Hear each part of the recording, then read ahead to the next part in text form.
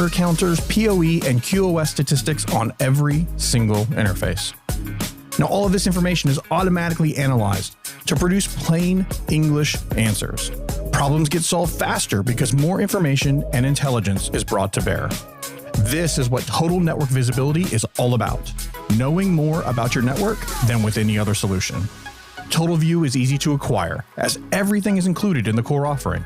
NetFlow, diagramming, path mapping, server monitoring, network automation, IPAM, cloud service monitoring, and more.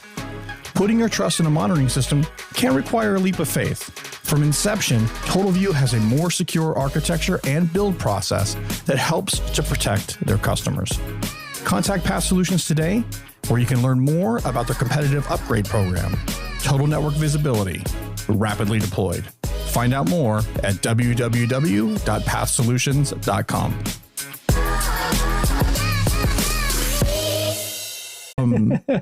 And I've been struggling with locking down like all of my equipment into making it all work the way that I want to. And so like tonight was great because I went out to go do the polar alignment. I did the polar alignment, which last night took me like an hour because things weren't working right. Mm-hmm. Tonight I got it done in like 10 minutes. I'm like, this is great. And then another part just stopped working. And so like there's just like all of these interconnected things, and I haven't ironed out all the kinks. But you know, when you get into that mode where you're solving a problem and you completely lose track of time. Yeah, that was me tonight. So so my apologies to everybody. Like we planned this show on Monday, so we have content. But man, like the last 30 minutes have just been a mad scramble to do all the things I normally do for the 45 minutes before the show. Just getting things running. We already have a question. I had a question because we run the camera that's kind of overhead in my office here, and I got to ask. It's about my lens. I love talking about gear, so I'll throw it up here. So Chris asked me what my lens was and if it's the Sigma 18-35.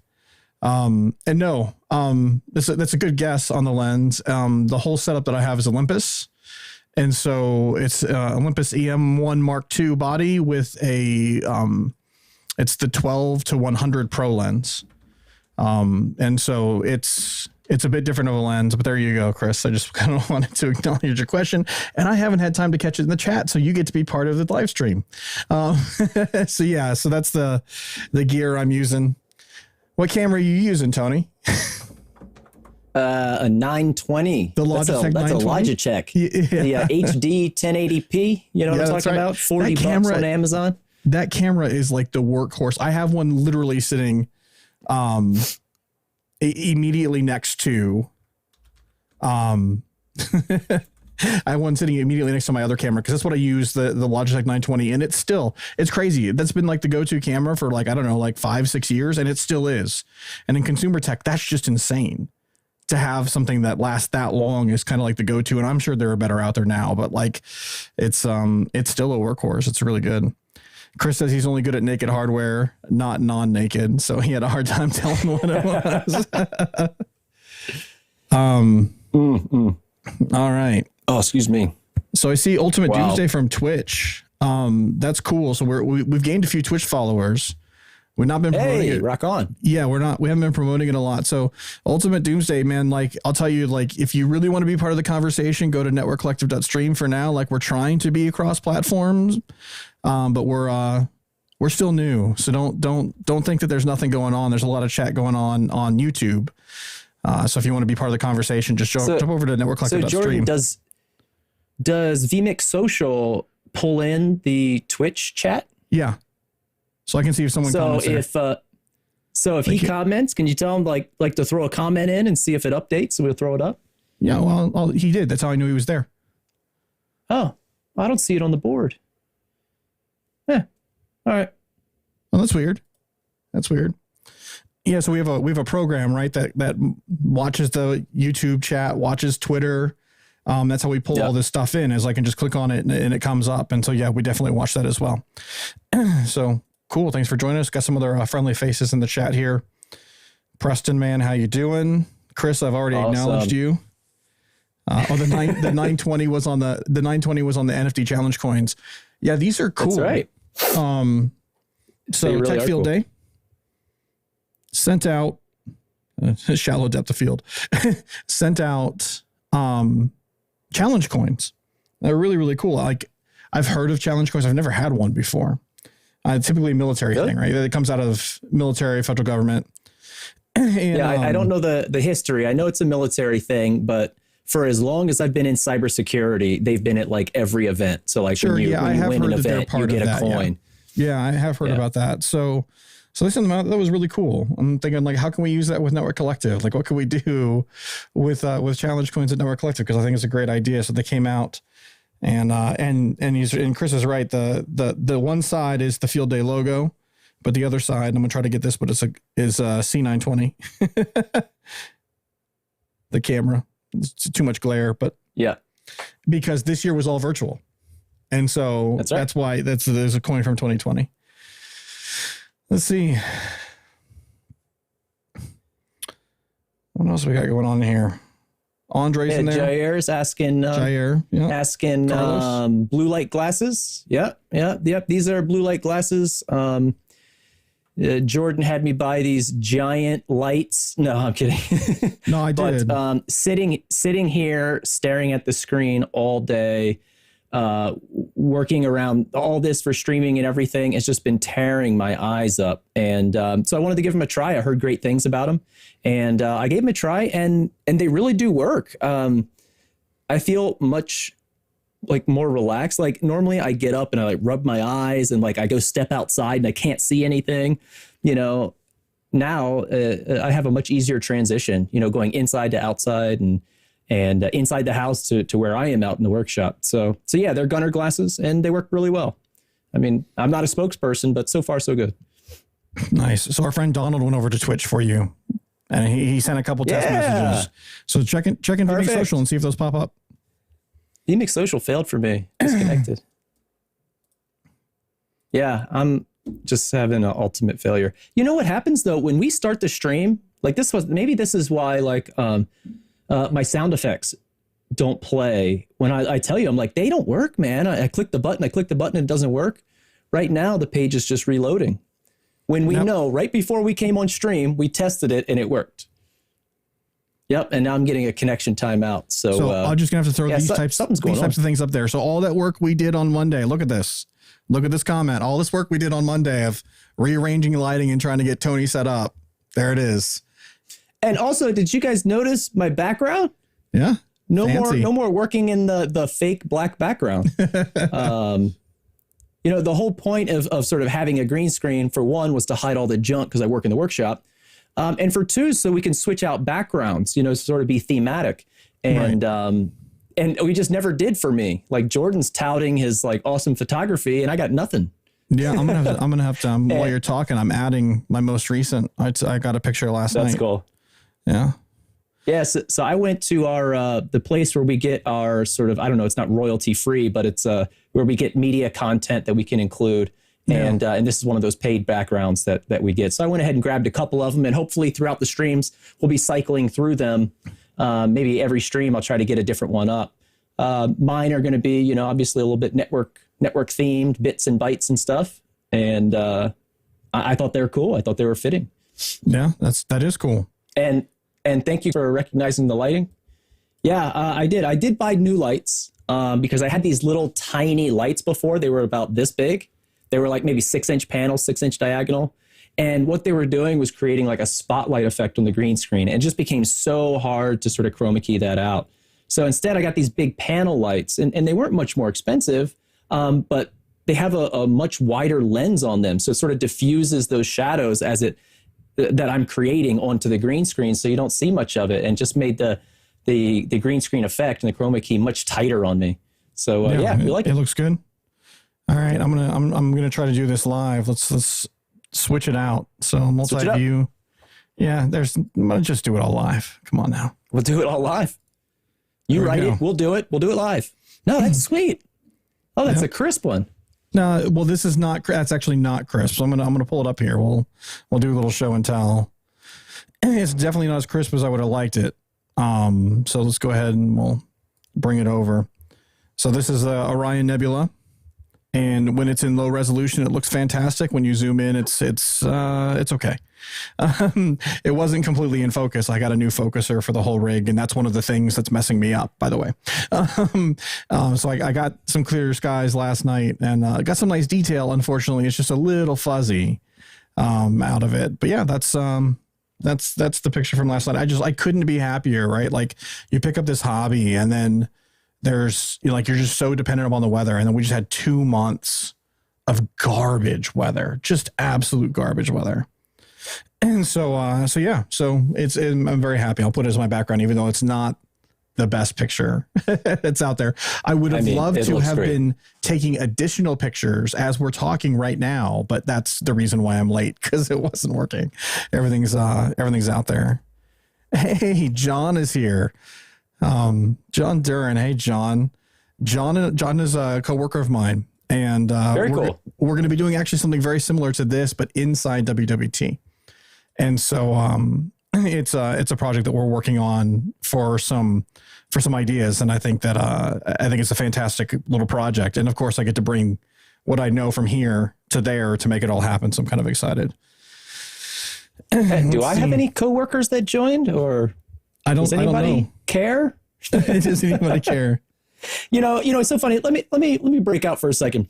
There's not a lot. I don't know if all my coworkers know that I participate in any of this stuff. I know some do, because they've come in and they said hi. You know, I see them in the chat from time to time. But I don't think they all do, and I certainly don't advertise it. But I was talking to, oh, hey, I know that guy. But you know what? Where's that coming from? I don't see it in the live chat. That's from Twitch as well. Okay, from Twitch. I'm only logged into YouTube. Yeah. So I was talking to my boss, the owner of my company, this evening, probably just past 5 p.m. And I was like, hey, I really want to talk more about this, but I really have to go. I got a lot to do tonight. He's like, right. You got live stream tonight. All right, I'll let you go. I know you got a lot to do. So like the owner of my company, respects that I have this side gig enough to turn me loose, but I don't know if anyone follows. I know Mike follows because I had a meeting with him today, and I said, Mike, don't forget, I'm doing live stream tonight, Wednesday. Nice. Yeah. No, so when I went into WWT, a few people knew what I did. I don't know how widespread it is. What's really funny is what ends up happening is people don't talk about it because people are timid to talk about it or whatever. And then all of a sudden you find out there's like way more people that know about it than what you thought. They just didn't want to make a big deal out of it. And that's cool.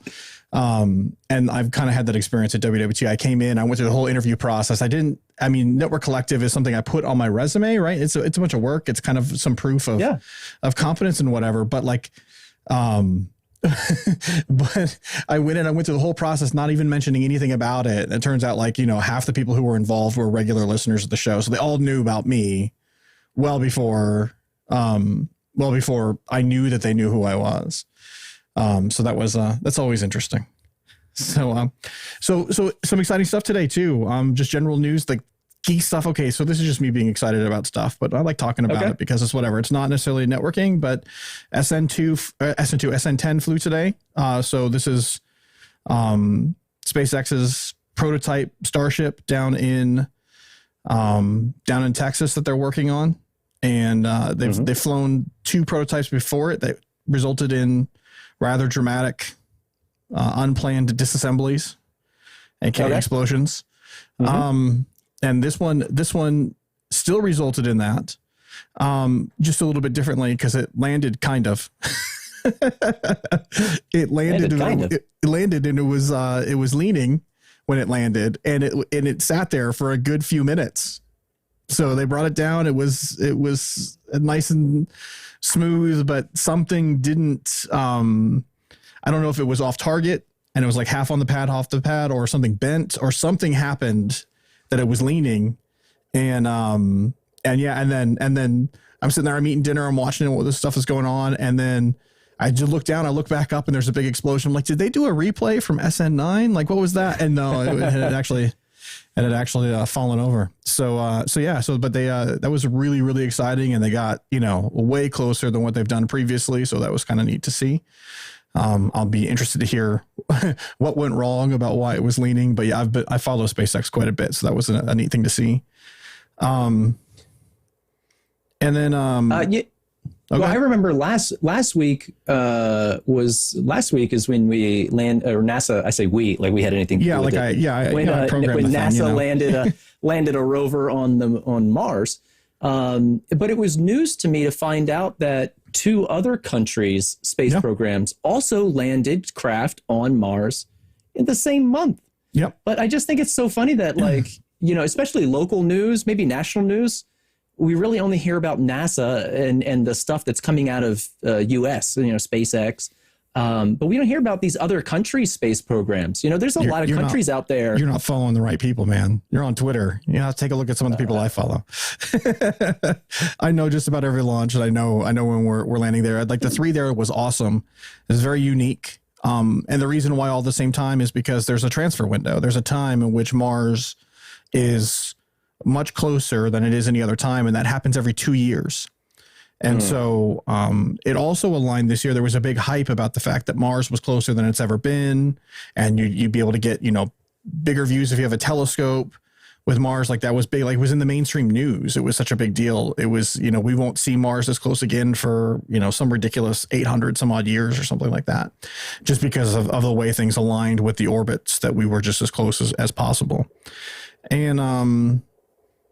And yeah, so there's only a certain window where it economically makes sense, or if you're going for economics or sending something heavy to go.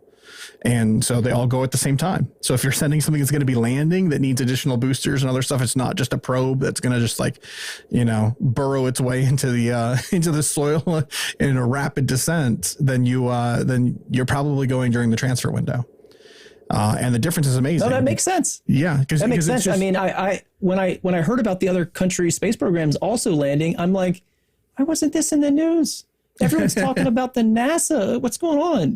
And the NASA but project it just sort of makes orders of magnitude sense. More complex. That's why it was the big project. And there were 3 things that were there, and it's amazing. All of it's amazing.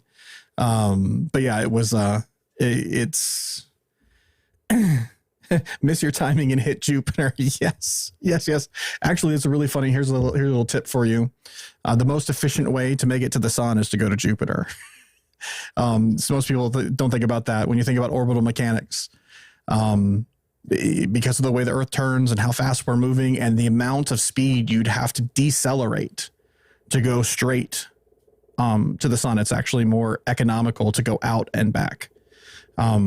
It doesn't mean it's the right way to do it, because obviously it take a lot longer time. But there's your little, I would say trivia, but we're going to do trivia in a little bit. Yeah, let's do it. No, but actually, I want to talk about some recent project stuff going on, and what we've been in crunch time for. Project stuff. Okay, we'll get to that in a second. The last thing we were talking about gear earlier.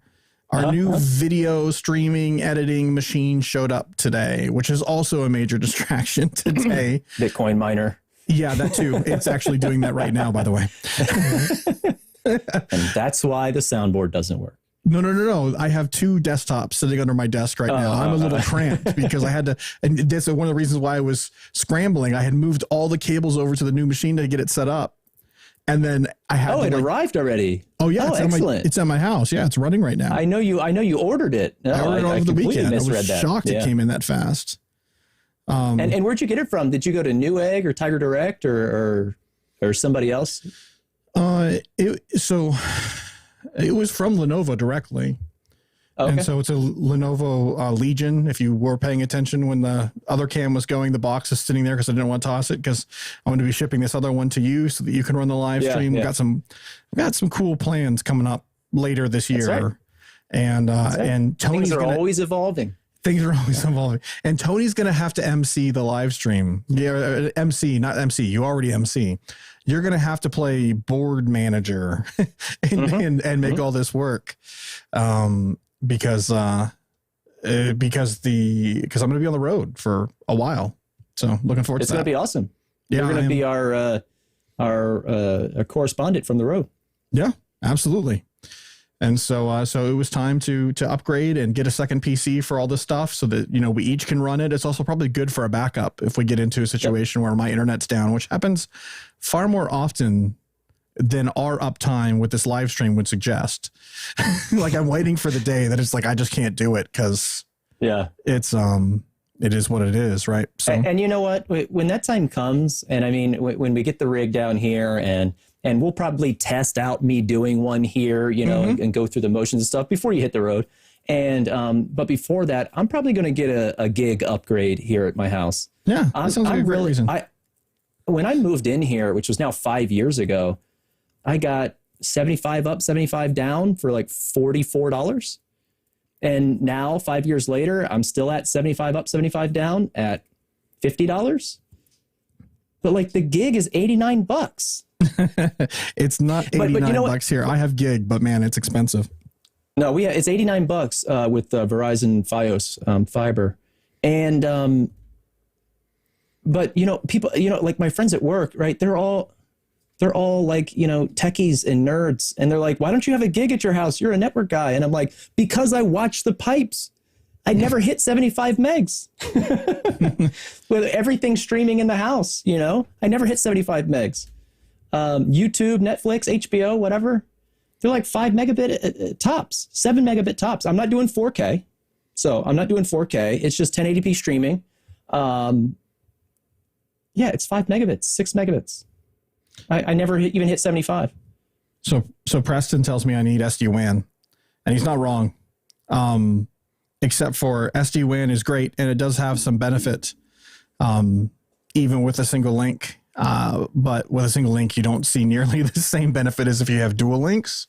And I live pretty rural, so I have one option. So I am eyeing up Starlink, but it's just not reliable enough from what I'm hearing to run consistently as the primary. And I certainly don't want $200 plus internet connections coming into my house.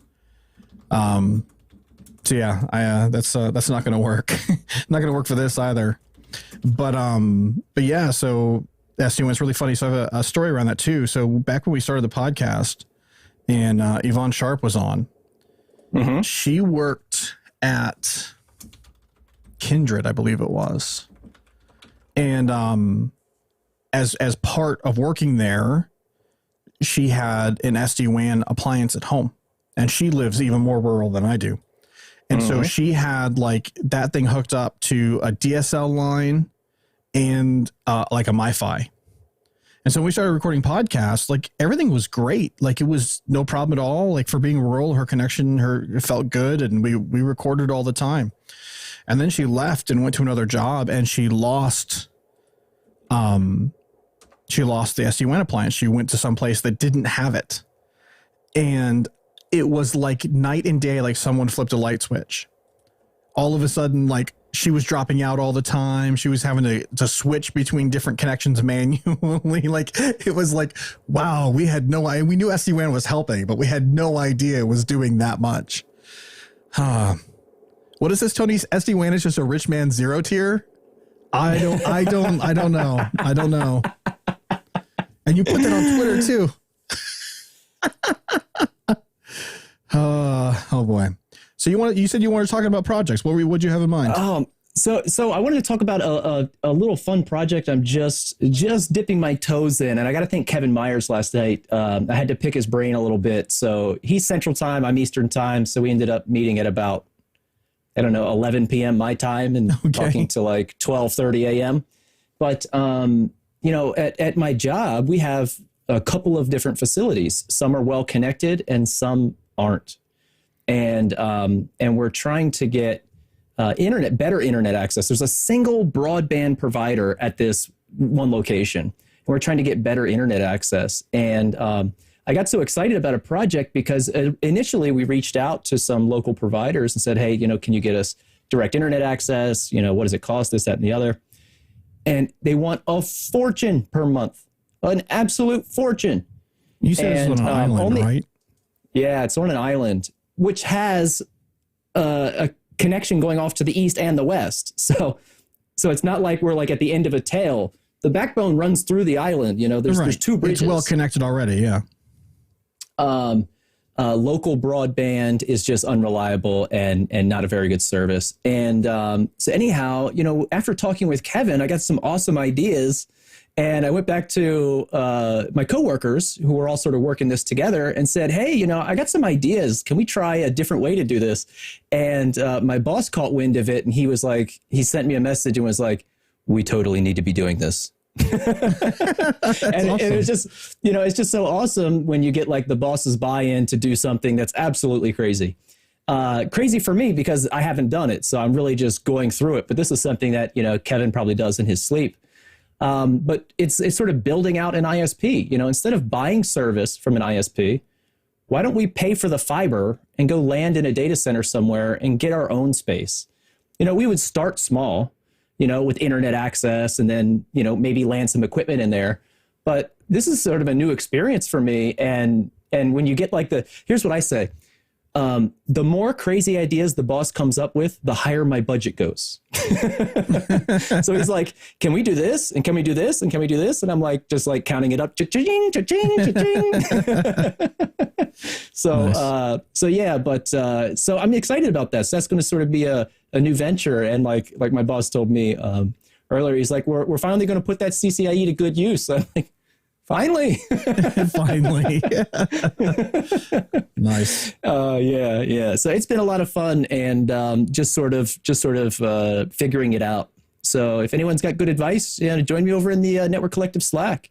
I'll definitely be picking Kevin's brain again once we get some feedback from vendors and stuff. But yeah, it was very exciting. Very cool. Have I been looking into Starlink? I considered it, but for what we're looking to do, we don't want just like internet access. So we're looking for a little bit more. And so I agree, Starlink. Come on now. Mm-hmm. Come on. Yep. But yeah, so it's pretty exciting. So that's going to be, I mean, that has already kicked off, but hopefully I'll be able to sort of give you guys some updates, you know, in the coming weeks and months, and hopefully we'll get this thing wrapped up. Cool. Oh man. All right. And also before the show, I just wanted to say before the show, on Mondays, Jordan and I get together and we sort of plan out the show. We talk about, you know, if we're having any guests, if we're doing any demos, if we're showing things, or we're bringing people on, you know, we just sort of shake it out and make a plan. And I had planned to do a demo. So I spent a few hours basically after I ate dinner. So from about 6 p.m. to nearly 8 o'clock, cranking out this lab so I can show you guys a cool demo of an awesome idea I was thinking of. And I haven't even told Jordan yet because we were at such a rush to kick this stream off. But I was not successful. No, I was not successful. So I have the lab built. It's here on my screen. I'm going to share it. And instead of me showing off a really cool functional product, I'm going to show you in theory what could happen. And then we're going to troubleshoot together. Nice. Because I really need the help from the smart people in the chat. So stick around. Like there might be some prizes if you can solve Tony's lab problems. Let's do it. Yeah, absolutely. Whatever you want. I'll give you anything on my desk. Anything on your desk. I'll give you the Network Collective bell. Don't need it anymore now that the soundboard kind of works. No, it doesn't. Works for me. I don't know what you're talking about. It works every time for me. Hit it right now. Okay, I'm gonna do it. You're gonna do it? Yeah. First, I have to refresh the page because the page's connection is timed out, which means I can't even connect to you. Go ahead. Forget it. I can't. All right. So why don't we do some trivia next? What do you think? Hit it. Yeah, definitely. I'm not sure. Let me make sure that I'm ready for trivia. I didn't even see. I'm just like looking back at the chat now. Kevin Myers, we're running ISIS segment routing MPLS on this, right, Tony? Oh boy. Flat layer 2 bridge network. That what it's going to be? Yeah. Oh boy. Can we extend some data centers over L2? Do active firewalls? That's what that's definitely what we should do. All right, I'm just getting this rolling here. Give me just a minute. Yeah, no problem. I mean, one of the things we talked about with last minute planning. Say, one of the things we talked about with Kevin last night, or I talked about with Kevin last night, was originally we were trying to buy direct internet access, and that kind of just pigeonholes us as sort of an end user, and but there's lots of other options available given the setup that we have, and the connectivity with fiber directly to the building. So we're looking at some other options and really excited about it. And, hopefully it all works out. But I definitely took some good advice. Cool. All right. You guys got the key there? Yeah, we're good. So please join us if you want to play trivia. For those who haven't been here to know kind of how it works, what we do is we do a qualifier run. That's what this is. So this one I think is like 12 or 13 questions. It's a mix of technical, engineering. And it's not always easy. Don't give people the wrong impression. I want to entice them to play. Why is yours strike through? Huh? I don't know. Oh, that's awesome. That's crazy. Oh, because my mouse was over it. Maybe I could kick you. Okay. So this is this is just a fun little round. Everybody can play ATM over MPLS. That has to be Kevin. It's gotta be. It has to be Kevin. And then the two people who are the winners of this will bring you back on the show. So long as you're willing, bring you back on the show in a little bit after Tony's demo or our troubleshooting session, whatever it is. And we'll do a short little round of a short little final round. And if you win, it's cool. We have prizes, but then at the end of the month, we bring everybody back who played and we do a heads up round between all of the winners, kind of a tournament of the champions. So our reigning month champion is Donald Sharp, right? He won last week's. I would hit the applause button. Oh, I'm on the wrong screen. You're gonna make me do it. Don't worry about it. No. I'm going now. Yeah. It's on Hug of Thunder. Nice. Next top self. I love the names. Very creative. I should go full screen here so we're not seeing a browser window. Looks even better. And then the two who win this will go head to head. Whoever wins that will be invited back at the end of the month for the Grand Tournament of Champions. And we revealed this last month that the prize for winning the month is a year-long supporter membership for Network Collective. And if you're already a supporter, like many of you are, you can use that to extend your existing term, or if you want to, you can give it to someone else and, be the arbiter of good news to somebody who wants to get in and maybe hasn't been willing to pay for it yet. All right. So let's get a little mood music going. Yeah, that's right. I forgot. We got a real show here. Background music, graphics. We're kicking it. All right. Let's get this thing started. Oh, I see it's going. Rock and roll. Do it. Get ready. Meme repository. All right. Question 1. Hey, we were just talking about this.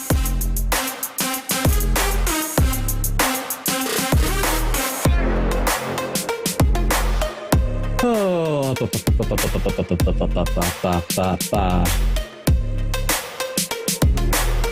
All right. I see one answer coming in, 2 answers. Are you waiting? Are you trying to play nice? Wait till some of the people answer? Yeah. I want to answer, but I don't want to push anyone off the podium. Right. Yeah.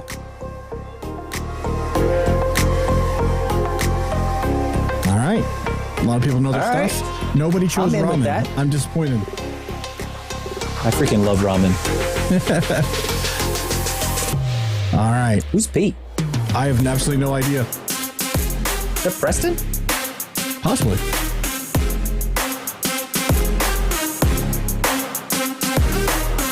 implementing Cisco Enterprise Network Core Technologies. Holy crap. This one is, It's a long name. yeah. What were they thinking?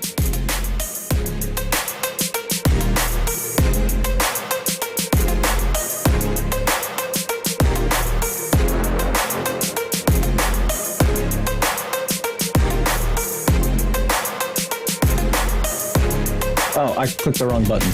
I'm clicking the live stream, the buttons on the live stream. I just want to tell you, like, the live stream sucked me in. I was clicking the button up there, I wasn't doing anything. Nice. Oh my gosh.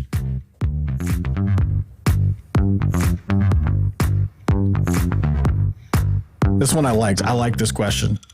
Average Okay, age what? of mission operators, so the people in mission control, working at NASA during the moon landing.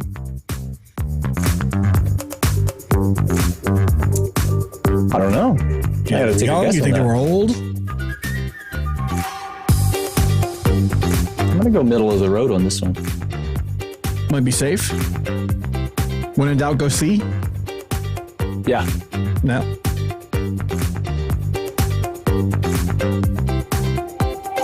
$28 years old. Wow, that's average, right? So that was the means there average, were yes. younger people. Yes. Yeah. That was the middle. Wow. And we look at companies like SpaceX, right? And SpaceX is built the same way. It's a bunch of young people who think they can change the world, and they are. It's awesome. All right, next top self. Got the fire.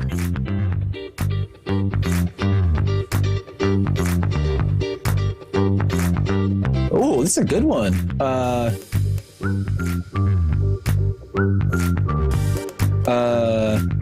You see that meme of the dog? That's what I felt like talking to Kevin last night. I have no idea what I'm doing.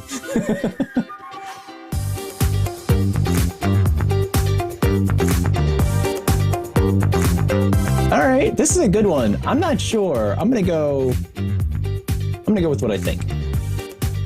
Look at that. Hey, Dominant. you got it right.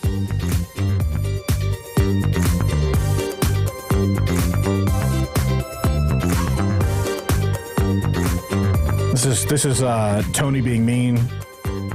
Being mean, you gave him the easy ones. Oh, that's right. This is a qualifying round. Okay. You wait till you get the hard ones. It's getting real, Tony. That music. I know. I love it. All right. Well, I know what this one is. But I'll wait till the last second to click. Look at that. 100%. You see that? Too easy. Too easy. You know what? I won't be so forgiving next time. You guys are getting all hard ones, Nice. right? No 8s, 16s, or 24s. We're done.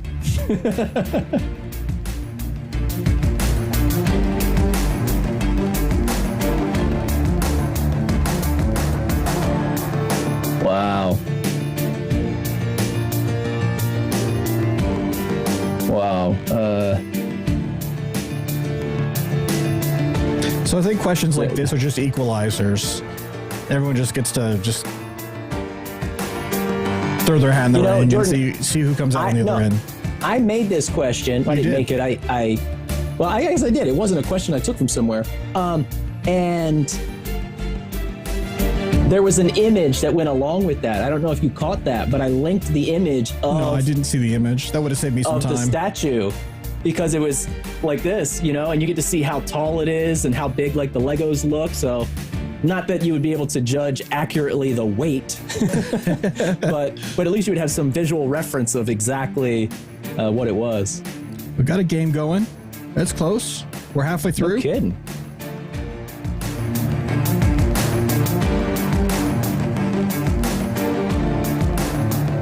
You see that? I'm going in first. All right. Oh, do you know what? Since I know we got some cryptocurrency fans, I was driving from somewhere the other day. Where did we go? We had to go somewhere, and there was graffiti on a sound barrier wall along the highway, Yep. and it said "GME, take me to the moon." Yep. It's showing up everywhere. Although No, it was GME and GME and BTC. No, AMC. AMC. Yeah. Wall Street GME bets, man. and AMC. It's a whole different Take world. me to the moon. I had heard about Wall Street bets before all this started, but I hadn't really spent any time there. And then when the whole GameStop thing started, I was like, okay, I should probably go check this out, see what's going on. That's a different world. There you go. This isn't one that you asked. Ooh. That's how I would have repaired the clock if it was broken before our show tonight. There, done. Looks good. I don't know. When was it? 14th century. 14th century. Wow. There you go. And I wonder what that one was. So I don't know who Lovely Horse is, but they're kind of skating away with this.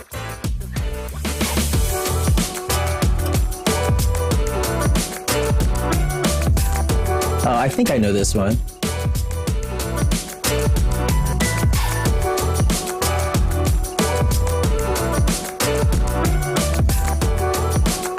All right, I think I know this one. I'm going in.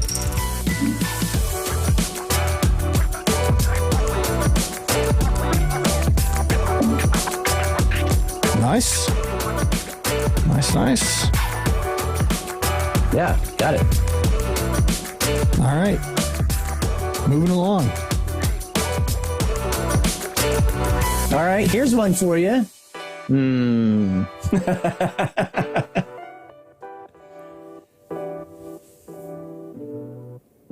Listen, the memes are the fun part of putting these together. A little time consuming. So I'll be honest with not giving as much time as I should have today. The final doesn't have any memes. We'll see if I can't find any while we're doing the demo, but right now it's just questions and answers. Oh, I forgot to answer. Oh, crap. Well, I wasted my time. there you go. All right, let's see. Now you see a couple of people got it wrong. They weren't sure. Yeah.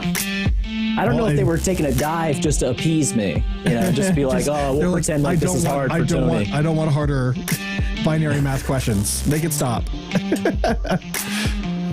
All right, just a couple more.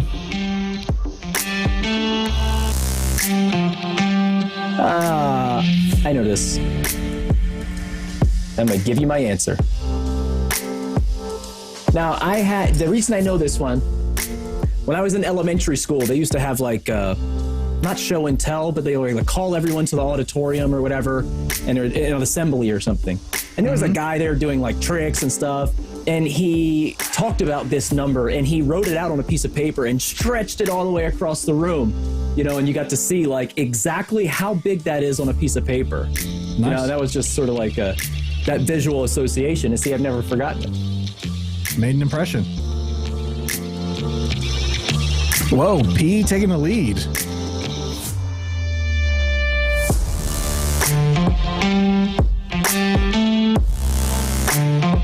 Oh.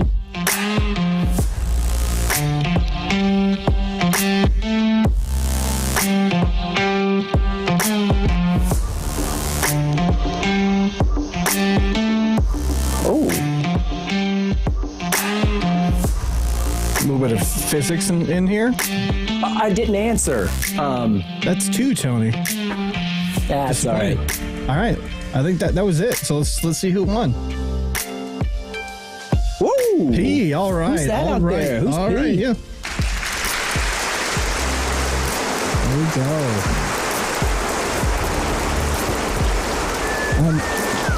I don't know who any of these people are, so I'm gonna have to. Hopefully they'll share who they are. That's needed. I think Chris Cummings, is Lovely Horse, right? You think so? And Preston is P. All right, right on. All right.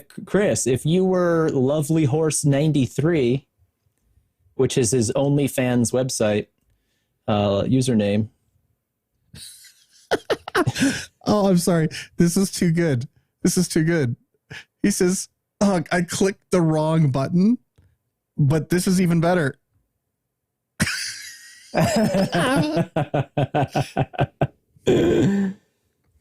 Yeah. So Preston, he says, I was lazy. That was me. So I'm assuming that means he's P. And then it was Lovely Horse. Who was Lovely Horse? It looks like Brighton was Next Hop Self. And yeah. And Chris says, yes, I am Lovely Horse somehow. Chris doesn't even know how he got that name. All right. So Chris and Preston. So you guys are both in the Slack. I'll hit you up in the Slack with connectivity information for later. So yeah, so good job, everyone. That was a fun one. I'm running out of questions. I'm like digging through the internet to find random and trying to keep them like engineering or math or physics or things that relate to people who are in computer networking. But yeah, anyway. Yes, if anyone has questions out there, throwing shade. What's up with that? What do you mean? He's throwing shade. Who's writing these Cisco style questions? No, the answers. I take offense with that, Kevin Myers. I take offense with that, Kevin Myers. Listen, I am English as a primary language, so that takes out about 75% of Cisco test answers, and I guess the LHC was one because I gave a bunch of different ones that all would work, right? Like I didn't give any indication, so I'll take a little bit of that, but not too much. You take it back, Kevin Myers. You take it back.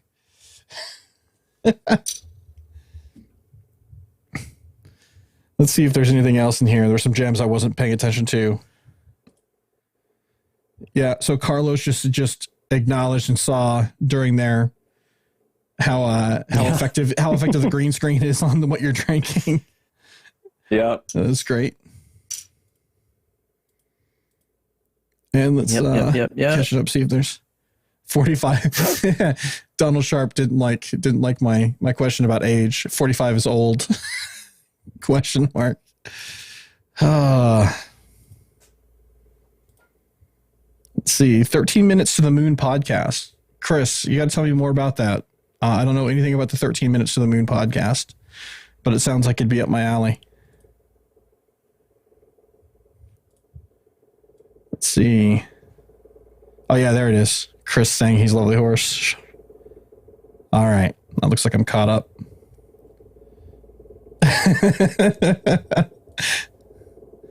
And then Chris. Oh, that's too funny. What did he say? By getting fired for not knowing what the LHC was. Yeah, I completely set you up. Yeah. I'll see you on Reddit tomorrow. Yeah, absolutely. All right, Tony. So it's time for a demo. So in this, I think it's a troubleshooting session.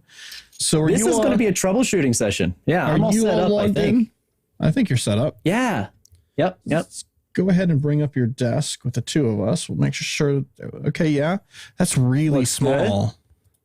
Yeah, I can't zoom this in because that's the way it is. And I can make the text on the terminals a little better. So right. I'll zoom that in. Should I go full with the screen, or do you want to be down in the corner? Yeah, what are you thinking? Yeah. Put me down in the corner. Yeah. All right, Tony, you're going to the corner, man. Again, elementary school. There it is. Okay, so I kind of wanted to talk about, I had this idea, right? We've been talking about it on this live stream, how to integrate EVE-NG and Zero Tier and how to leverage Zero Tier for different things. And then while I made a little video series recently, which was EVE-NG and Zero Tier tips and tricks, how to get EVE-NG installed in Google Cloud, how to give your EVE-NG images internet access, and then how to leverage Zero Tier so you can connect to those images directly. It's actually tunneled at that point, but connects to them directly without having to open up any ports or anything on your VPC. So I had an idea, right? And the idea was, well, Zero Tier can actually do bridge mode. So what if we treat Zero Tier like a BGP peering fabric? And the idea here was that when I was labbing for my CCIE, I was able to do most of the things on the little tiny ESXi server I have in the basement. I say ESXi server with quotey fingers because it's really just an old PC. It's a Core i3, 16 gigs of RAM, and I run a bunch of other VMs on it, so it's not a dedicated machine. And that was enough to run thin images, like IOL images. But if you wanted to run CSR 1000Vs or even the VIOS images for Cisco labbing, they require more resources. And if I needed to spin up 20 or 30 routers, I didn't have the horsepower here. Now with the CCIE changing, people can still lab a lot of things at home, or if they run VMware Workstation on their laptops, or on their desktops at home. But let's say you need to run something like DNAC or SD-WAN or Cisco ICE. A lot of people don't have the resources locally on their desktop, on their laptop, or even on like an old home PC they're using as a server to stand that up. But here's a perfect use case to be able to move that component to Google Cloud. Therefore, it's installed and ready to go. And leveraging zero-tier, you can actually bring that into your lab at home. So this is sort of my idea for that. And the beauty about that is you can spin it up and spin it down at will, so you're only paying for it when it's turned on, while you can keep the rest of your lab, here at home or whatever you have your always on PC running all the time, because maybe you have other labs going. I know when I was labbing for my CCIE, I always had one practice topology up and then a bunch of other topologies where I was trying different things. So that computer never got turned off. But there were definitely heavy lift components that I would have loved to have moved to the cloud. So what I did was I went ahead and stood up. I used my own guide, which I want to tell you guys worked out really awesome. If you guys haven't seen the video series yet, go check it out. It's on the Network Collective YouTube channel. And you can check out my blog, showipinterfacebrief.github.io. I published 2 blog posts to go with the videos. They have all the commands in them, so you can just copy and paste. I wrote up my blog post and built out these 2 Google Cloud instances in like 15 minutes. It worked flawlessly. I gave them internet access. I have internet access up here, and I installed zero-tier. So let me kind of like define the topology, what you guys have here on the screen, and then I want to dive into what's not working and show you what I'm seeing. And if anyone has any ideas, Kevin, I'm looking at you. I know you do zero-tier for BGP. If anyone else has got any tips, I'm here to run commands, so throw them in the chat. So what we have here are 2 different Google Cloud instances. You can see I have different IP addresses up here. This one has a CSR 1000V up and running with an IP address. I'll show you what that is in a second. And I have zero-tier bridge mode, right? Layer 2 bridge mode. And I have that connected in. Now, this is my other EVE-NG server, right? Completely separate. I have the CSR 1000V connected. And again, that's connected to the zero-tier layer 2 bridge mode. And I put an IP address on this interface, and I put an IP address on this interface. They're in the same subnet. They are one IP address off from each other. And I can send pings, or rather, when I ping, it first needs to ARP. So I can see the ARP messages go all the way across the zero-tier tunnel, but they don't ever make it to the other router. And the same thing when I go the other way. So I'll kind of sort of demonstrate what we have here. And I kind of staggered my windows like this to show you, like, this is like, one zero-tier cloud in the middle, essentially. So this is trying to ping this way, and this one is trying to ping that way. I'll bring up my my console screens for these guys. So let's do clear, and I'll zoom in a bit. Font size, text size, large, text size, largest. It looks like it did it for both. Isn't that interesting?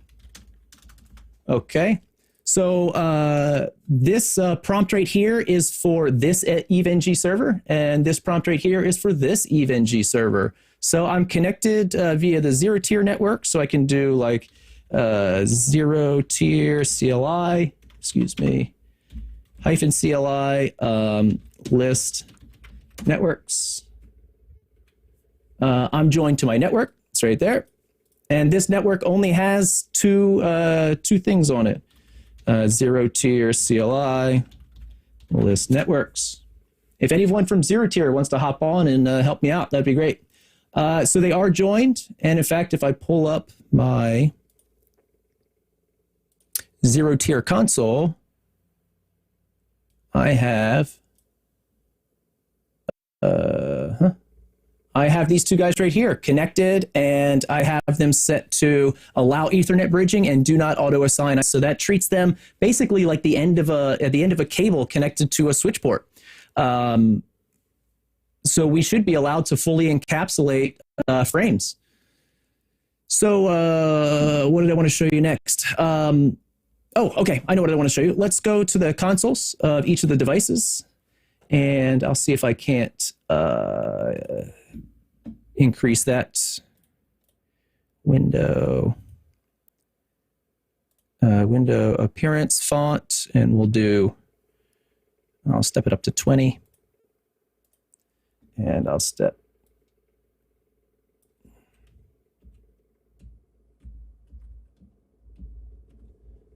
this one up to 20 as well. Give me a moment. Like I said, Jordan and I were scrambling before this show to try and get everything working. And I was deep down in a troubleshooting rabbit hole trying to make this work because I'm just certain it should work. And I just don't know why. So I said, you know what? I'm not above asking for help. Let's figure it out together. So what I intended to do was to have an open BGP peering fabric, to have other people come in on my zero tier network and peer with a route reflector, and that I would reflect the entire BGP routing table. That's my next step. So I have a route server in here, which you can't see. It's just kind of behind this window. And that's going to push an entire routing table of routes into this guy, and I'll be able to reflect that to anyone's lab who wants to join the zero tier network and peer with my route reflector. Just to be able to have people mess around with a real full BGP table if they want. All right, so moving on. So for my route reflector, I don't even have route reflector on yet. Let's see, Chris Miles. So ARP is getting lost, or is ARP resolving and just the pings are getting lost? ARP is getting lost, and I'll show you how I deduced that. What's my name? Show IP interface brief. So right here, gigabit Ethernet 2. So if I do show IP interface gig 2, this right here is 10.255.0.1/16. Again, I just wanted to have this open for anyone to peer and not be constrained by IP space. So I'll do show IP interface gigabit 1 on this side, and you can see 10.255.0.2/16. So they're both in the same subnet. They're using the quad 255 for broadcast space, and they should be able to hit each other. So let's do ping 10 to 255.0.2, and it doesn't ping. And I'll come the other direction, and then I'll show you guys my proof, so to speak. Ping 10.255.0.1. So I'm pinging from the left side of the screen to the right side of the screen, and that's going to fail as well. So the router itself isn't telling me what's going on. So I went down to the VM, and the VM is very helpful. So here's just a little troubleshooting tip. But if anyone else has anything else, maybe move Tony's video stream of himself into a different corner. Sorry, Donald, I will move the console box. I'll move it up so everyone can read it. For here, to help troubleshoot an EVE-NG, I'm doing TCP dump, ENLI, and I want to do PNet 2. All right, let's do TCP dump, and let's do that over here on this EVE-NG server as well. This one is a TCP dump. I like to do ENLI. I don't know what you guys like to use. PNet 2. So now I'm going to send another ping. This time I'm just going to send one ping. Repeat from the left EVE-NG server to the right EVE-NG server. And you should see it show up here and there. So we saw the ARP request originate here, and we're picking it up on the left side, and it's getting transported through the tunnel all the way to the right side, but the CSR is never hitting it. So what I did is I went ahead and made an access list, and to see if I'm getting hit with anything. I'm not getting hit with anything there. So does anyone have any ideas? What can I check next? I've already rebooted both of these VMs. That doesn't change anything with regards to the zero tier network that I've joined. It doesn't change anything to the configuration of the VM itself. I just can't figure out why the ARP is making it all the way to this other VM, hitting a virtual interface, PNet 2, which is a bridge interface, and never actually putting it on this wire, on this virtual wire. So I'm not sure. So here's what else I will show you when we're looking into this. And that is, let's kill TCP dump. I'll move the window up, or you know what? I'll just clear and go to the top for you, Donald. All right, Control C, clear, go to the top. So if we do bridge control show, and if we do bridge control show, so these are all of the bridges that are configured in EVE-NG by default, right? These are your cloud interfaces. They are when you add a node and you add a network. That's all of these right here. And what I did is I went ahead and bridged PNet2, which is this cloud, and bridged it with my zero-tier interface, which is also sort of in zero-tier's bridge mode. I can't figure out why this isn't working. So I see this is like, I don't know what this is virtual UNet lab, I'm sure. 01 is probably the interface. So I think that is this link right here. This is actually connecting the interface of the CSR, I do believe, to this PNet interface. That's what this is. And it's bridging them together, or these are the slaves of the PNet2 master. So the way I see it, I'll try to draw on the screen a little bit because I love whiteboarding and it's helpful. So I have an interface right here. Sorry if you guys can't see that. This is the PNet2 interface. And then I have zero tier, trying to write with a mouse, that sits here. So this one is bridging this, and I believe this line right here is bridged like that. Anyone else got anything? Am I misreading, how the bridging works here, the bridge utils? Do I need to mess with ebb tables and turn on forwarding? I see some chat here. You're using OVS in Linux bridging. Kevin, I don't know if I can answer that because I don't know what are all the components, how EVE-NG handles it. But I just went into the Etsy network interfaces file and added the zero-tier interface to the PNet2.0 bridge. In fact, I'll just bring it up instead of explaining it. And I got to turn off the whiteboard.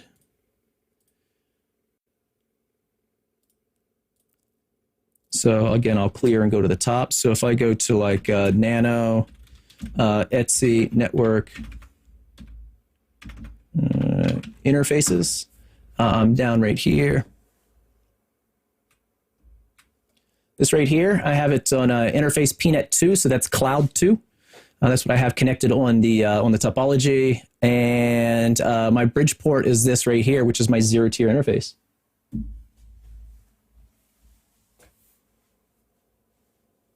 This is what I do with GNS3. I just connect my ZT box to a NAT. Yeah, Chris Cummings, for internet access, that's what this one is doing. This one is doing NAT. So if I connect this link to here, I will NAT out to the internet, which is fine. But I don't want to NAT out to the internet. I want to keep this entirely private, and I was hoping that I could leverage zero-tier as a true Ethernet bridge. So that's kind of where I was at. I was certain this should work. I mean, obviously, TCP dump is seeing the ARP request go both ways, depending on which side I originate a ping. Is there a firewall going on, or has it been turned off? IP tables is running with policies except. So there's a couple of IP tables rules I had to put in, but they are all except general. Also, if you connect your laptop to the same ZT network, you're able to hit either of those routers. Might need a managed route, I suppose. So I don't think so. I'm willing to try, Chris Miles. I'm reading your message here. I can connect my laptop to it, but I don't think a managed route is going to do it because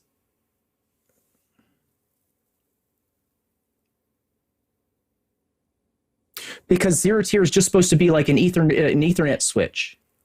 So it kind of doesn't matter what IPs live on the end of the tunnel interface. It should just be forwarding that traffic. Kevin Myers also, is either side learning a MAC in the bridge table? Let's check that out. We can check that out, right? Bridge control. I don't know what it is. Show max. Okay, bridge control, show max. Incorrect number of arguments for that command. Okay. Oh, and then the bridge. Okay, so this is a pnet2. Yeah, looky. Okay, so let's hop on this one and do the same thing. Let's maybe initiate what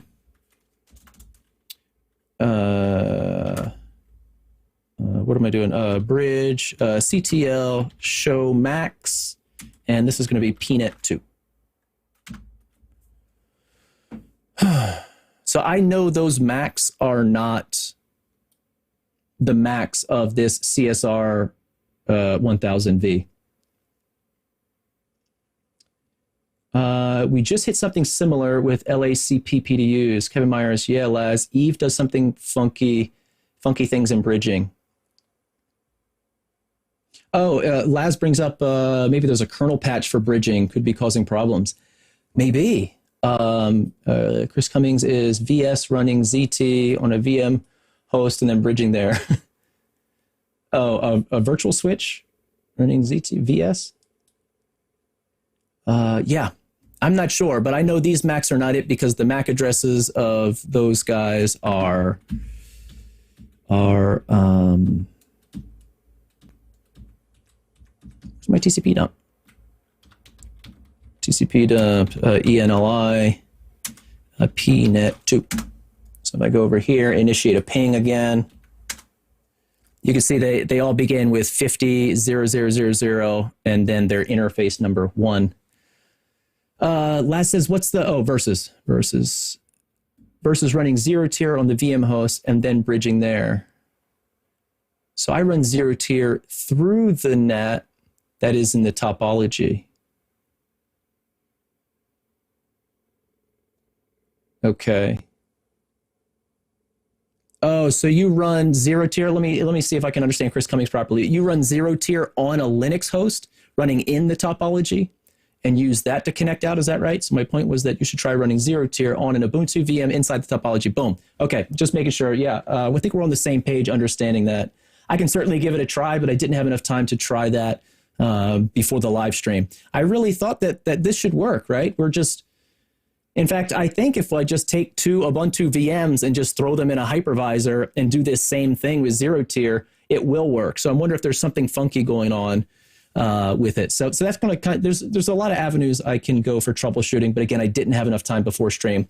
I was hoping that I could pull this off because what I wanted to do was be able to share this VM, not necessarily share the credentials or sharing access to it, but share this 0 tier network with everybody so that you can join and then BGP peer with my route reflector. And from here, I'm piping in all of the full table of BGP routes so that everyone can sort of have fun with it. And therefore you can build any lab you want in your 0 tier, in your EVE-NG, as long as you have 0 tier configured.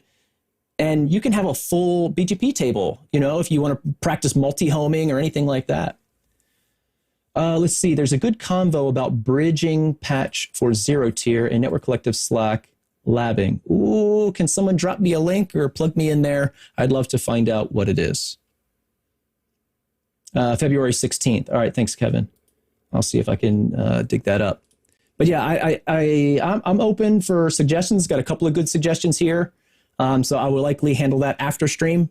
But if anyone had any commands or any troubleshooting steps that you wanted me to try and run, I'm happy to do so without, without like redeploying a bunch of crap.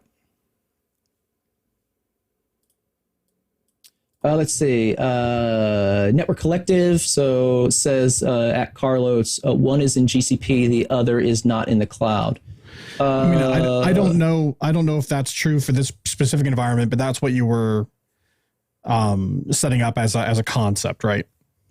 Yeah, that was my plan, right? And that's the idea, right? So if you have a small server at home and you don't have the horsepower to run Cisco ICE or other things, you can extend your EVE-NG topology from your home out into Google Cloud and just turn that on when you need it. Do your labs, practice this, practice that, and then shut it down and still keep your EVE-NG server on at home.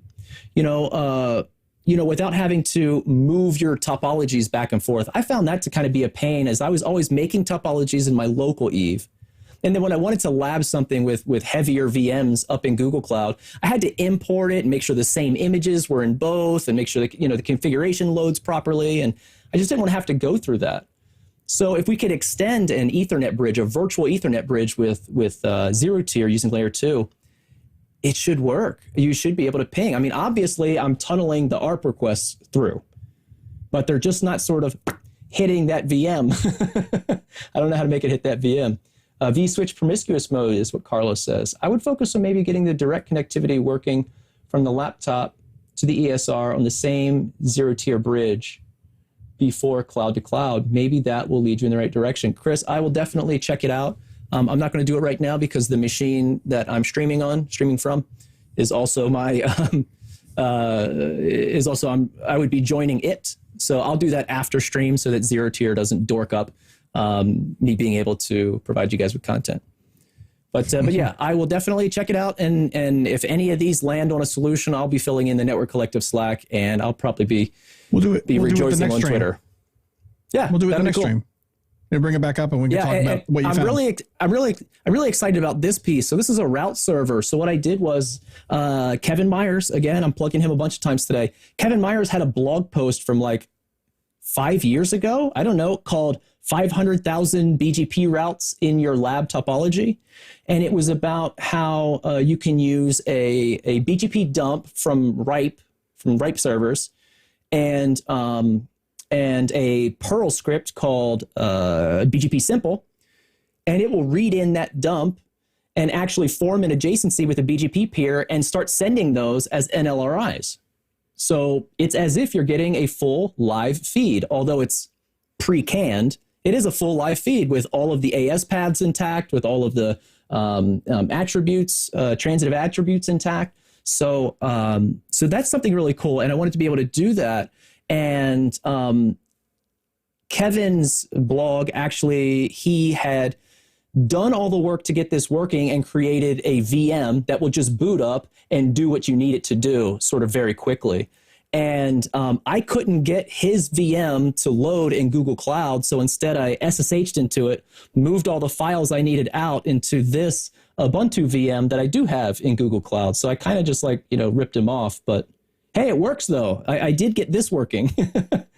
So I shut that down so I didn't have to mess with it and focused on the other side of the connection. And that's where it didn't work for me. So I'll continue beating on it. I'm happy to carry on this conversation in Network Collective Slack when everyone's ready. Jordan, that's all I got, man. I just want to say I really appreciate everyone chipping in with some good ideas and good advice. I'm going to try everything that I can, and then circle back around in Network Collective Slack with feedback. So I really appreciate it. Awesome. Very, very cool. But how much cooler would it have been if it just worked? Yeah, that sounds great. If it all just works, yeah, that would be nice. So before this stream, everyone knows we were running late, and I was working on this, and I was working furiously because I had to do like a whole switcheroo to I had to get this image on this EVE-NG and this image on this EVE-NG and switch a bunch of stuff around. And I'm just hammering down. And I was like, hey, Jordan, I'm working on a lab. Too busy. And he was like, do you want to just not stream tonight? And I'm like, no, I can definitely make this work. It's I was like that engineer who there's no meat left on the bone, man. Just walk away. And I was like, no, I can make it work. And finally I realized I just need to ask for help. That's all it is. No, that's great. We can use this. We can use this time for that. This was kind of fun, right? To kind of have everyone kind of chip in and see what they thought. I mean, could you imagine if someone had solved it? That'd be awesome. Maybe they did. We just have to try some of this stuff out. Yep, exactly. Yeah. So I'm excited. Cool. I got lots of stuff to try. Thanks, everyone. All right, so we were all set up for our finalists for trivia. They're all connected and everyone's ready to go. So I'm going to bring them up here. So Preston, Chris, welcome, guys. Hey. Chris, I have to say I can only see part of it, but I like your shirt, your hoodie. Oh yeah, this is my repping. Network Collective hoodie. Yeah, you're repping. Very nice. Very nice. Yeah, Tony. Yeah, but you're part of the. Yeah, I know. Yeah, you're just a shill. I know, but it's true. So guys, I bought this with my own money. That's right. I bought this one with my own money. Full That's price too. He did. It's full price. He did. Yep. He bought it with his own money. He bought it just as we were talking about connecting, and it's like Ooh. you could have. Well, you know what? Last time reached I out was to me on with the a central store, one. I had to pay full price. I think that was a dig. Yeah, I've noticed that one. All right. Welcome, gentlemen. Yeah, You ready for the big guys. final round? So great job on being the winners of what is turning out to be the randomness Sorry, of the folks. trivia. My internet is like trash. Yeah, you're lagging a bit. Does that mean I win by In the default? past, man. Well, we'll see. Somehow, Thomas. I think it's just to your ISP, Jordan. all the rest of us are fine. Just saying. Just throwing it out there. Yeah. No, I think it's my ISP to your ISP somewhere. Is that it? Well, if only somebody worked in service provider world and could do something about that. Yeah. All right. Find out. So we won't talk too much, but good job winning the qualifier round. We'll give you a nice round of applause. All right. And so you guys are all set up and ready to go for the final. So we're just gonna get right to it. All right.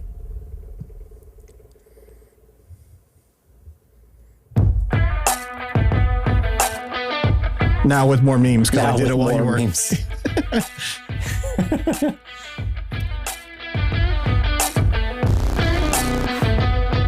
Oh, dang. Yeah, I love that picture. It always makes me feel better. There's no way. Now look at that. You got some people here who know what they're talking These about. guys. Wow. Okay.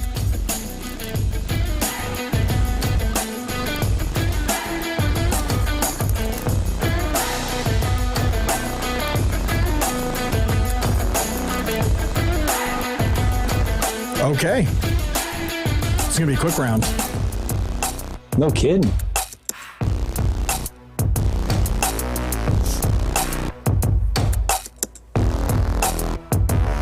Oh my God. Jordan, you picked an easy one for the final round? I know. Do you see this meme? If you could call back with a real address, that'd be great. That is a good meme. That's a good meme for that. I just found it on the internet. Did you guys answer? Come on. Only one. Now, is that the actual decimal number? Because that's what I was trying to think through, was the actual decimal If number. it's wrong, that's all on Tony. Just versus pointing it out. 1-1-1-1. 1, 1, 1, 1. Yeah, that's it. I mean, each. Yeah, but that's not how it's Two represented in decimals. decimal. Each 2-digit hex is an octet, correct? Represents the Yeah. same number of bytes as the 3 bytes in. Yep. Yep. All right. Yeah, but when you represent an IP address by binary. So this would be a great cutting time to out give too Chris bad. a hard time because he can't respond because his internet is just he has potato internet tonight. So if you want to say mean things to Chris, now is the time. Here I was complimenting it. I got it backwards. I should have been given a hard time. All right, 3 of 5. Is Chris still there? So let me. Did we lose him? I'm gonna try and turn my video off. All right, sounds good. We'll look at a black box for Chris. So Preston, man, Sure. way to I'm be there still with that here. one. All right, we hear you. I love the delay in audio. Like I ask a question, I get an answer like 5 minutes later. All right, here we go.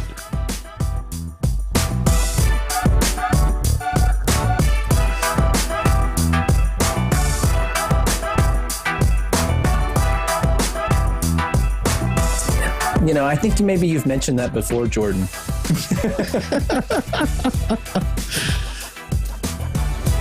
I like giving Tony a hard time about this because he went all in on like the binary math and whatever. And I'm like, I use a calculator for this stuff. Like there are certain ones I can pull out because I use them all the time, but Chris, who also is it a tight game? It's tight now. Yeah. Chris came back on that one. All right, here we go. I did the math wrong in my head.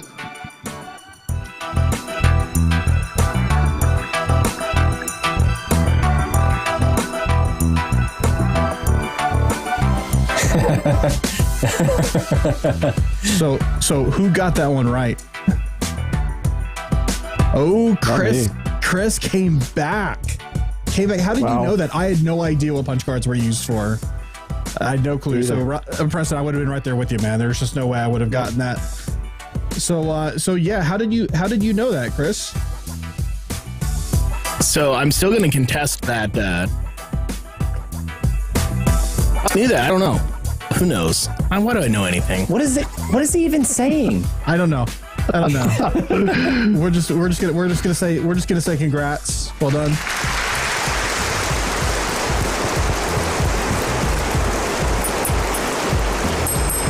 I gave him a long applause. That's the opera applause. That's the opera applause. Yeah. There you go. That's required. Well done, right? Yep. I'd like to get a Homer woohoo in there as well. You come up with a new one all the time. Yeah. We can do that. All right, Preston and Chris, thanks so much for playing. Chris, man, well done. And so Preston, you'll have to come back next week and take your rightful spot in the Tournament of Champions and get your revenge at the end of the month. Will do. Somehow the dude with crappy internet he somehow beat you in a trivia game across the internet. I would say it's not fair and it's cheating, but I'm the one who's running it, so I'm not gonna go too far down that path. But all right, guys, It's all good. It was awesome hanging out with you for a few minutes. Good job to the both of you, and we'll see you soon. All right. Yeah, awesome. Yeah. So I took a screenshot of the hex question that I think Chris wants to contest. I think that's what he was trying to say in between all of his out of order packets that we were receiving. Should I bring up your screen? Yeah, I think we can do that. Hang on. Yeah, I can do that. Let me just put it over there. You're going to do the binary math for him, screen. just so he can see. Oh, yeah, let's do that. That'll rock and roll. All right. So this was the question. This was the Kahoot. Crap. This was the your Kahoot screen's one, up, so right? just be careful. Got it. So what is the IPv4 address of hex value 01010101? Right? So what I would do is I would expand all that out into binary and then turn it into decimal, 4 octets of decimal from there. But this one's, pretty easy, right? 0 is 400000, and a 1 is 0001. So when we consider all this as 1 byte of data, the decimal value of that is 1. So this meeting, this is like I hate to be like a jackass, but this is an easy one. Come on. It's 1.1.1.1. So I don't know what Chris is talking about, but I'm happy to hear it. So I'm trying to figure out if there's some other way to convert this. Like if you didn't go straight back to base 2, but I don't think there is, right? Like this is. I see what he's doing. He was pinging 85. I see what he was doing. But the question said hex. Yeah, he's saying it in the chat, right? Oh, so he? it's a hex value. Yeah. So what he was thinking is the question. Let's see if I can just trash everything. Erisol Inc. He was thinking that this was decimal value 01010101, which I think he's figuring is just 85. Yeah. As a decimal. But no, it definitely says the hex value of, not the binary value of. Yeah, he was converting from binary. That makes sense. All right. Well, then now I feel better. But yeah. I get it. Yeah, I was a little worried too because, sucks to be wrong, but sometimes you got to eat it. So this time Chris eats it. Wow. Subtle.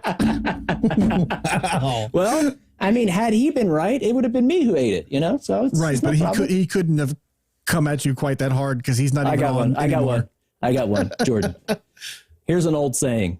Maybe Chris Cummings knows this one. Sometimes you eat the bear. Sometimes the bear, he eats you. Some backwoods wisdom here from Yeah. Tony E. That is. Need a cowboy Chris hat says, for that one. delicious. Okay, awesome. So, and he still won. Yeah, I know. It was wild for him to win like that. Chris, Chris is a rock star. He really is. He does great at Naked Hardware. He does awesome at trivia. I mean, he's in all the Slack channels, just tearing it up.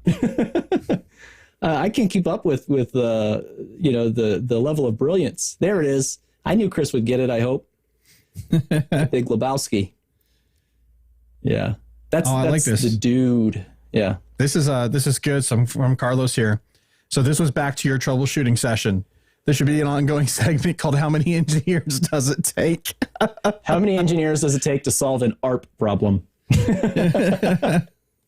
Nice. Yeah, Very nice. I'm going to keep plugging away at it. And like I said, if I find a solution, I'm sure I'll rejoice on Twitter a little bit, and I'll definitely share it inside Network Collective Slack. And what the again, issue was. well, if it's demo worthy here, we'll do it. We'll bring it up on the screen. Yeah, and if I get it fixed, I mean, if I get it completely fixed, then we'll just do a quick demo next time to actually show what I wanted to show, and maybe we can give a shot. Maybe we can get a couple other people who have Eve servers, get them to join the zero tier network and actually do a full implementation of what I was thinking, which is basically doing a BGP peering fabric. You know, like you would peer with a route server in a data center.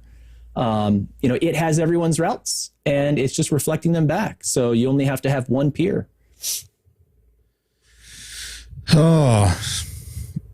So Tony, before we go to the last segment, we're almost done here. I do want to do one thing that's kind of a bit of record keeping thing. I feel a little bit bad because at the very beginning of the show, I had messed up Path Solutions ad. Tony and I, as we were messing around with some of the back end of how all this stuff works, I was demoing to Tony how you could use a video behind him as we were putting the flat image behind him, and I used the Path Solutions ad. And I turned off the audio because as it was looping, it was pretty annoying to hear over and over again. Well, I didn't undo that change. So what I'm going to do, Tony, is I'm going to play that ad just so that they get their time, right? And so, and we're gonna play that ad, and then we're gonna kick right in to the next segment. And I think you know what that is, right? Love it. Bring it on. All right, here we go.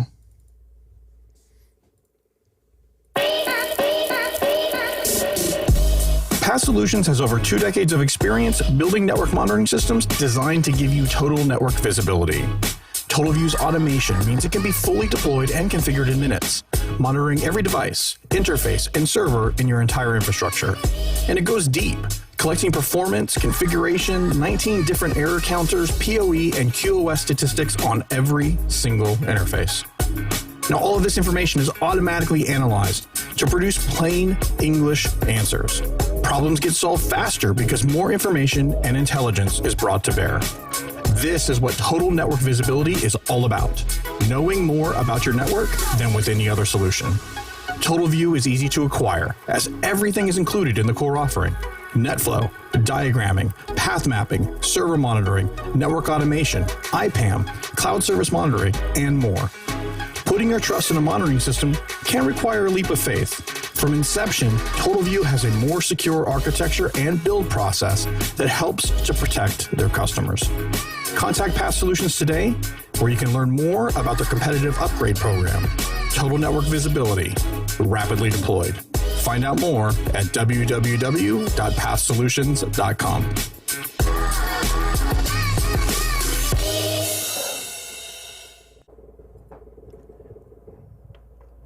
All right. And it's Tony's favorite time. Naked Hardware!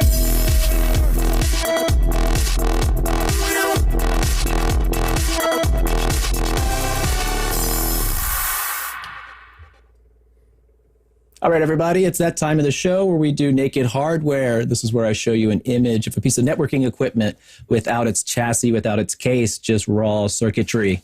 And you try to guess what it is. I tweet it out and you reply back. And then of all of the answers, we pick a winner. So I have my screen up here. So what I'm going to do is I'm going to show you what last week's image was.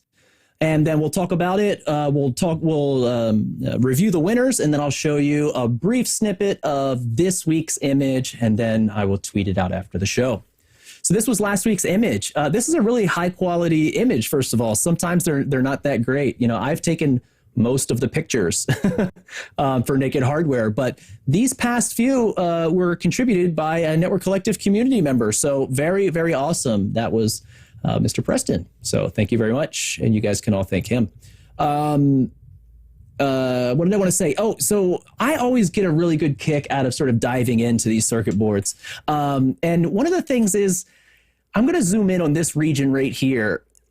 Sometimes, you know, in modern circuit boards, a lot of people are getting like PCBs printed. They'll put like little hidden messages around the side. Now, most large networking vendors don't do that. And this one certainly isn't it. But there are some sort of things in here that I just can't quite figure out. So let's do the zoom. Now, I know on stream it might look a little silly, but why does it say press here for these two circles? You see the arrows and it says press here.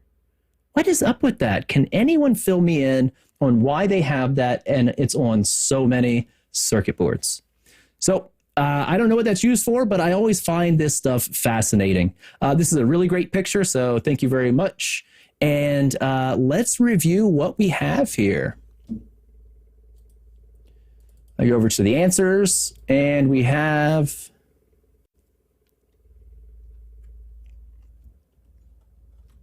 here we go, the 2911. The 2911, now I remember these 2911s. Actually, when I was taking a CCNA class in a community college for the NetAcad program, this is what we had. We had a bunch of these in a little two-post rolling rack on wheels and some, what were they, 2950s and 3650 switches underneath? Some little guys. 2960 and 3500 or 3500 XLs or 3650s. Like there was a whole bunch of switches. 3650. So we had two layer 3 switches, two layer 2 switches in our little labs. Yeah. There's a connector underneath, Preston says, for a service module. Ooh. Yeah, I'm with him that I think it's for the motherboard, installation. Yep. Yeah, awesome. So that's what we had here. So there was a couple of folks that responded to our Twitter. Let's go ahead and check the winners, and we'll do them in order. So at 10:05 p.m. 10:05 p.m.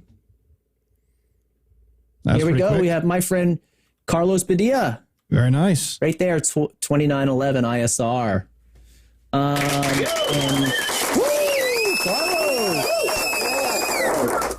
Very cool, buddy. And if I can do, I got to figure a better way to do this. And the next one came in at 10:38. 10:38, so not far after. And this one came in as well. And this was Jonathan Schulenberg, who I don't know. So if anyone knows Jonathan, let him know he's a winner. I'll reach out to him via the Network Collective Twitter. This is the 2911. He says, without the EHWIX modules, SM and PoE slots not visible, and ISM, PVD-M3s or RAM expansion. Yeah, that's oddly specific. That's for a piece of equipment I don't know what those things are. ISM is integrated services module. Obviously, okay. RAM is I there. know what the HWIC is, the EHWIC. Yeah. But SM and PoE SM slots is service not module and PoE slots. So you could install a PoE card. I'm assuming that's what he's talking about. That on this router, they had it was a WIC, right? It went into a WIC slot, but you could do like an 8 or a 16 port, switch with PoE.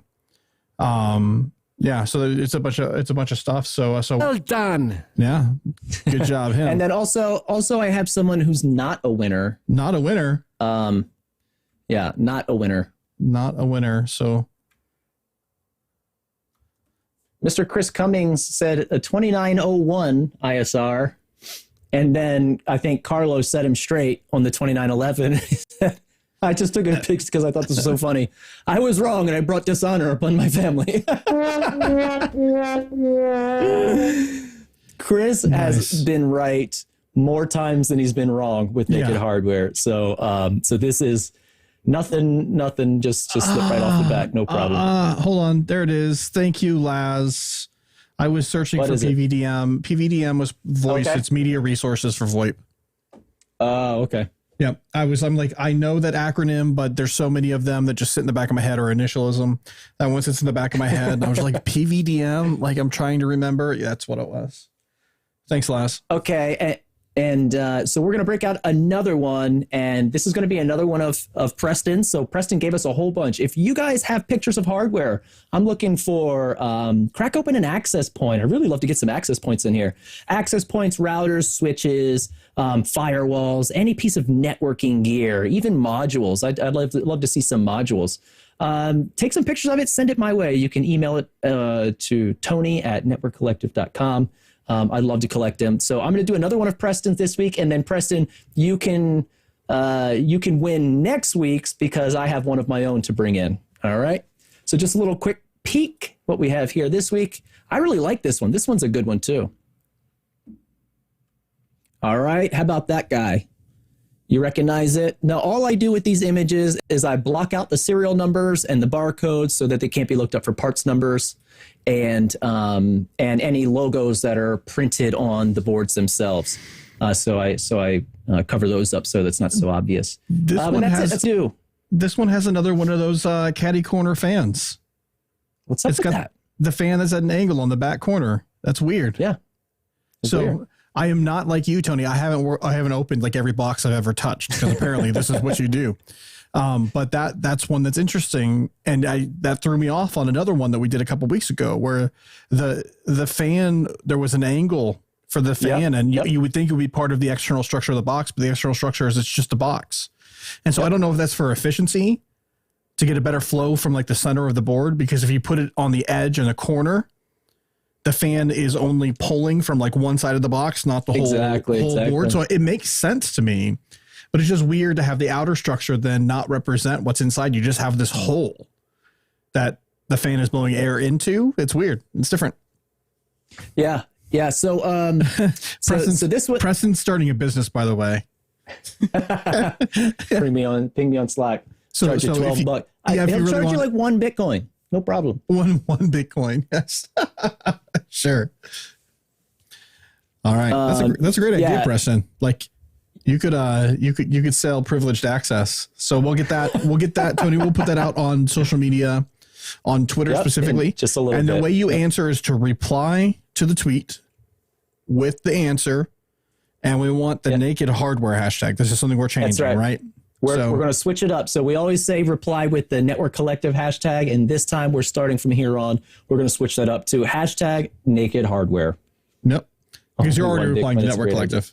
Yep. And then also, I just want to kind of tease the one for next week. Okay. I'm not going to show an image. I'm just going to kind of tease it a little bit. I was having a meeting at work, virtual meeting, and someone was describing some new components that came in. And that a vendor, came in and dropped off some components too. And I was like, they were talking about cracking the case open to see if they can move the inner components around. This box is like this big, but we want it this big, So let's crack it open and see if we can move the power supply around and the fans and stuff and make it work. And I was like, do you have the case still open? He was like, yeah. I was like, I need pictures.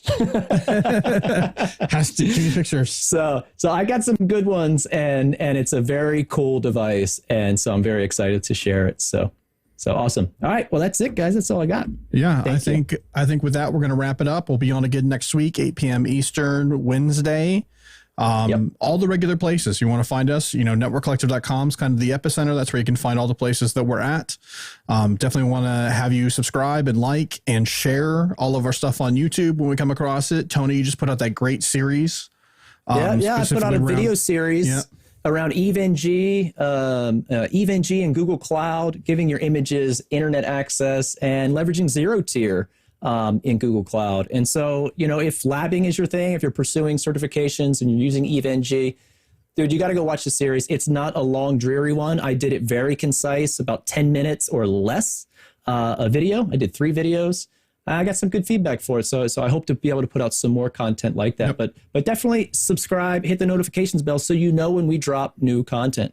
Also, when we go live, right? So obviously you're here, you know that we do this, but you can get a notification if you do that. So that's great. Social media, we're at Net Collective PC. If you don't follow us now, you definitely should. We are a Network Collective podcast on Facebook and LinkedIn. Follow us where you typically follow. Like, you don't have to follow us all 3 places, but a lot of people do. But, you know, just follow us where you want to follow us, because we're in all 3 spots. And if you aren't yet and you enjoy what we do, please consider being a supporter of the show. We don't ask a ton. It's $5 a month. If you do it monthly, it's even less. If you pay for a year up front, really helps us keep this thing going. It obviously takes real resources to put this all on. And so if you don't mind, if you think it's worth it, if you don't, then don't. Right. But you can go to networkcollective.com. I think it's under Engage, become a supporter. That's where you can find us, and it'd be great. We'd love to have you. You get a couple perks. You get to go in the Slack that Tony keeps talking about. He's pitched that very well tonight, so I won't give it any more weight than that. You get all of your episodes ad-free from the podcast side. And unless you're Chris, you get merch at our cost. So just some things because apparently Chris is bitter about really like flogging Chris today. Holy crap. Yeah. Woo. Yeah. Chris says, I got the bell tonight. That was super helpful. I would have forgotten. And he's right. This is the reason why you should do it, because sometimes I'm not on the ball. And when I'm not on the ball, here's what happened. Typically I schedule these. These are events. We put them on YouTube. So there's kind of like an advance notice. We usually put them up together on Monday. Well, this Monday didn't happen, and I realized in my panic to get things rolling that we had not set up a stream. So I'm glad you all found us, because I mean, at least now it's known established time. But the only way you would have known from YouTube is getting that alert. So there's a use case for it. All right, so yeah, so I see some comments and some thanks. Yeah, thanks to everyone who came in and listened and participated. Thanks for playing in trivia. Thanks for having fun with us with Naked Hardware and all the stuff that we're doing here. Tell a friend. Like if you like just to get this rolling, right? Like, so like, it's good. We're having fun with it, but we'd like to see it grow. So tell a friend, have someone come join us sometime. And with that, I think that's where I'll leave it. This was fun. This was a lot smoother considering how not smooth it was going into it. So I'll take that as a win. Tony, do you have anything else you want to say? Thank God it's over. Thank God it's over. And on that, good night.